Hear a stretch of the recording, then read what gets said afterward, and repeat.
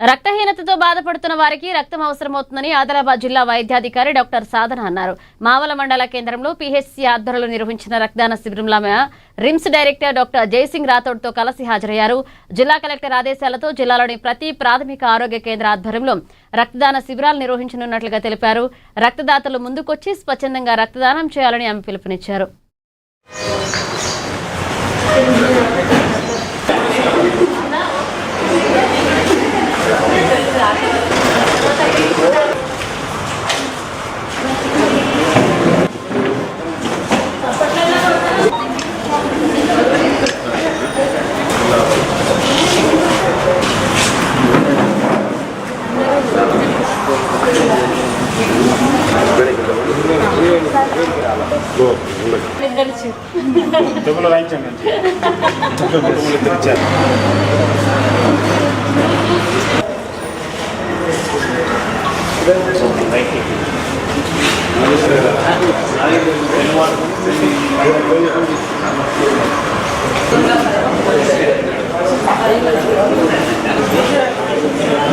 ఈరోజు మావల పీహెచ్సీ కింద మేము మొట్టమొదటిసారిగా పీహెచ్సీ తరపు నుండి బ్లడ్ డొనేషన్ క్యాంప్ అనేది మన డాక్టర్ దీపిక మేడం ఆధ్వర్యంలో మనం ఈరోజు బ్లడ్ డొనేషన్ క్యాంప్ అనేది కండక్ట్ చేసుకుంటున్నాము.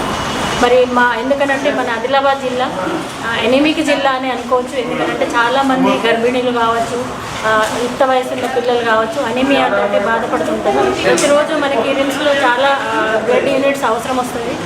ఎందుకంటే మధ్య మధ్యలో కొంచెం స్కేర్సిటీ అనేది తక్కువ పడడం వల్ల కూడా కొంతమందికి గర్భిణీలు హై రిస్క్కి వెళ్ళి చనిపోవడం కూడా జరుగుతుంది. కాబట్టి అది దృష్టిలో పెట్టుకొని ఈసారి మేము ప్రతి పీహెచ్సీ వారీగా ఈ బ్లడ్ డొనేషన్ క్యాంప్స్ అని కలెక్టర్ ఆధ్వర్యంలో కలెక్టర్ సూచనల మేరకు మనం ప్రతి పీహెచ్సీలో మేము ఈ బ్లడ్ డొనేషన్ క్యాంప్స్ అనేది కండక్ట్ చేసుకుంటాము.